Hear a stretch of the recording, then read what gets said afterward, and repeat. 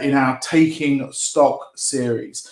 And we've looked at various things from business to finances, all of those different kind of subjects, looking at dealing with mental health. And this week, we're going to be looking at friendship. And I'm going to be suggesting that by the end of this message, that you take a friendship audit. Now, this could sound like a lot of people may be getting cut out of your lives, that I'm going to be asking you to get rid of loads of relationships, and that isn't what I'm saying. But what I am saying is that it's necessary that we do a friendship audit, that we look at who is in our life and how we maybe deal with those people going forward. And then alongside looking at friendship, we're going to be dealing with a couple of relationship bits of advice based on the Bible, but they will help us at this challenging time. Everybody needs good friends. Facebook developed this term friend request, didn't they? Some of you may be old enough to remember when Facebook first came on the scene, and there was this thing called friend request. And according to Facebook, I have over 500 friends. But I'm not sure about that. I have over 500 people whom I have accepted onto my friends list. But do they qualify as a friend, or do they qualify as an acquaintance? You see, how we define what makes a friend is important. What things make you think a person is a friend? Perhaps you could comment right now below this video some of the characteristics that you think make somebody your friend.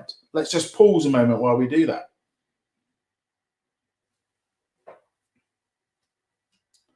Are those qualities, are those characteristics expressed in all the people who are on your friends list, perhaps on Facebook or on Instagram or Twitter or all those other areas that we can connect with people? Why is friendship so important? Why, as a pastor of a church, am I talking about friendship? The reason is because who your friends are will affect you. Now let's look at a couple of Bible verses. They're going to come up on the screen. 1 Corinthians 15 verse 33 says, "Do not be misled. Bad company corrupts good character." Proverbs 22 verse 24 says, "Do not make friends with a hot-tempered person. Do not associate with one easily angered, or you may learn their ways and get yourself ensnared."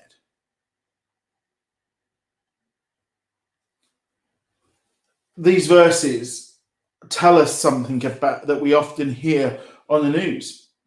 How many times have you heard somebody, when talking about somebody who's done something wrong, saying, "Oh, that he got in with the wrong crowd," or "her friends did it, so she started to do it"? That verse in 1 Corinthians tells us that bad company corrupts good character. Who we hang around with. At schools, it's often spoken about as peer pressure. Who's in your peer group? So are your friends leading you down the wrong path? Maybe not deliberately, maybe not. They're maybe not setting out to lead you down the wrong path. They may not share the same beliefs that you do. Are you socializing with people who like to gossip? Perhaps you've just beaten a drink or a drug habit. And are you hanging out still with people who drink or do drugs? By hanging out with these friends, are you putting temptation in your path? Is it worth putting that temptation in your path? Yes, God can protect you, and I don't want to take away from the power of God. But there is an enemy. Satan is trying to catch hold of you, trying to lead you down a path of destruction. Proverbs 22 warns that making friends with a hot head may lead you to become ensnared in their ways. You too may become hot-headed. You just find yourself picking up things from those who are in your close circle of friends. Proverbs 18, again, it will come up on the screen, verse 24 says, one who has unreliable friends soon comes to ruin, but there is a friend who sticks closer than a brother. This is the ultimate warning. It points out that if we have unreliable friends, we will soon come to ruin. You know, you may be hanging around with some people that do take drugs, and they tempt you to take drugs, and we know where that can sometimes lead to. But if these warnings stand for bad friendship, i.e.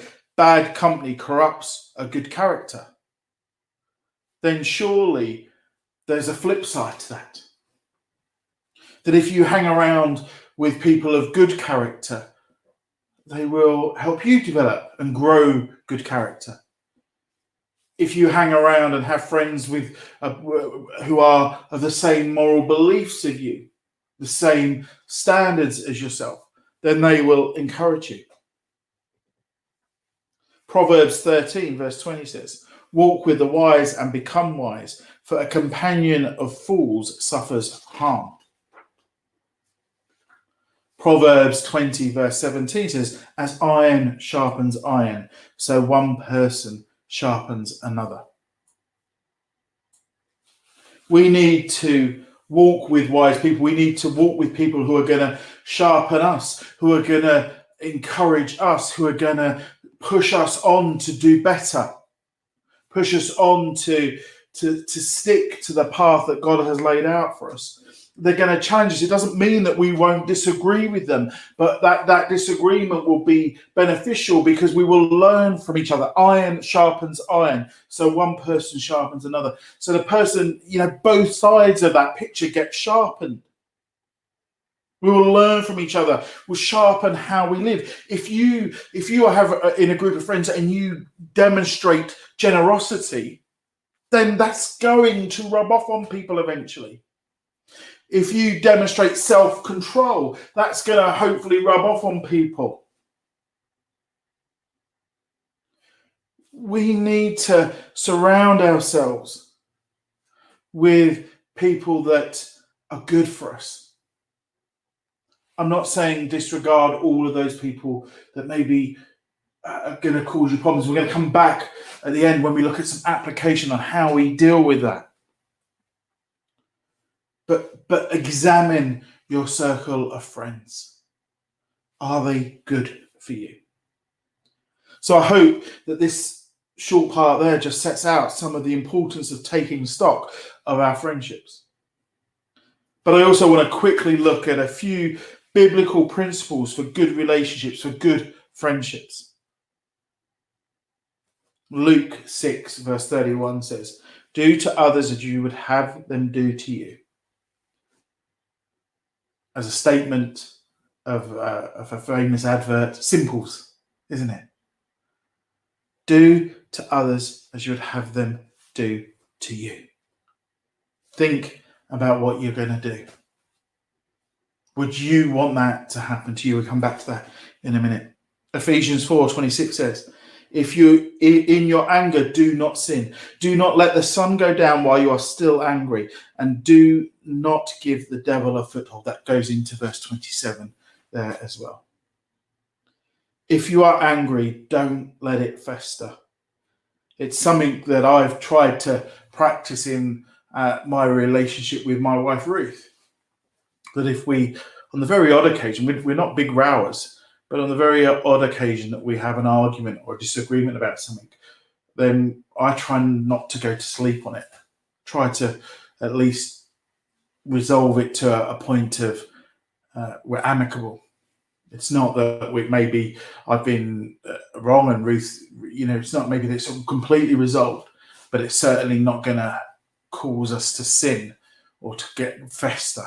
And we'll come and deal with that. Deal with the issue.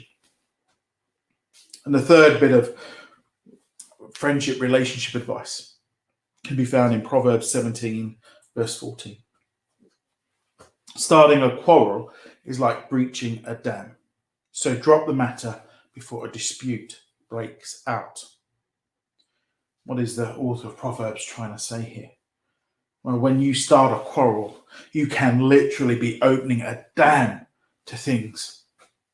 To think about what you're going to discuss, what conversations you're going to have, what ones are important, which ones aren't. Because once you push on that door, once you open that conversation, you may not be able to control where it goes. So in conclusion, why don't we use this time to take stock of our current friendships? As I said, not that you're necessarily going to say goodbye to all of those friends, but perhaps you need to moderate the amount of time you spend with them so they don't influence you as much as they may do. And it's never deliberate. I'm not saying that these people are bad people. But if they don't share your beliefs, if they don't share your outlook on life, then you're going to kind of rub and grate against each other. And, when things rub, sometimes things rub off on you. And you need to be aware of that. It's almost like, when you watch things on telly, if you watch enough of the wrong things on telly, sometimes you begin to accept it as norm and as the right thing. Things rub off, you become desensitized. Surround yourself with people who will help you grow. Look for friends, look for people to come alongside. One of the things I've done throughout my journey of being a Christian leader, of being a pastor, is look to grow, is look to learn all the time. I've taken extra courses. I've found myself people to mentor me. I sought out a mentor. The pastor here at Living Springs, I knew that was maybe going to be coming up in the future, and so I sought out a gentleman of a large church in Birmingham, and he mentors me. We chat, and he challenged me, and I hope I sharpen him sometimes, but he sharpens me so much. My old pastor in Corby, Damien, sometimes I'll go back to him and we'll talk and we'll sharpen, but find people that are going to grow you. Find people who are just a couple of steps further along that journey than you are. And get to know them. Surround yourselves with friends who are going to help you stay on the right path. The next application is, before you say something, before you do something, think, how would I feel if that was to happen to me, if that was said to me? Before you maybe do something that you regret. Would you be happy if somebody did that to you? I think if we all put that question before we did some things, the world would probably be a lot better place. It's hard, I know, because sometimes we react in the moment. Then we need to go back and say sorry. But how would you feel if somebody did that to you? It may be that you're about to do something that's really good and you'll just think, well, actually, if like somebody did that to me, I'd be really blessed and happy. So go ahead and do it. But maybe it'll be, well, actually, if somebody did that to me, I'd feel really betrayed or hurt or embarrassed. So at that point, probably don't do it. If you've fallen out with somebody, if you're angry with someone, do your best to resolve it as soon as possible. Ephesians spoke about, don't let the sun go down on that argument. Do your best to resolve it as soon as possible. Otherwise, it just festers, doesn't it? And it gets worse, and you think this, and you think that, and everything changes. Bitterness and resentment might take hold. Sometimes there have been times, even within my Christian walk, where things haven't been quite right. Maybe I've said something that's wrong, or maybe I've disagreed with somebody else, and it's grated a little bit. Then you need to deal with it. Think about it and deal with it as quickly as possible. And then finally, think before starting a quarrel. think before, sometimes, I'm sure, primarily before I was a Christian, but sometimes I would want to have an argument with Ruth. I'd try and provoke an argument because I had something I wanted to get off my chest. But once you open that door, you can't control what is said and where it goes sometimes. Is it better? Necessary? Is it worth it? Is it something that you need to discuss?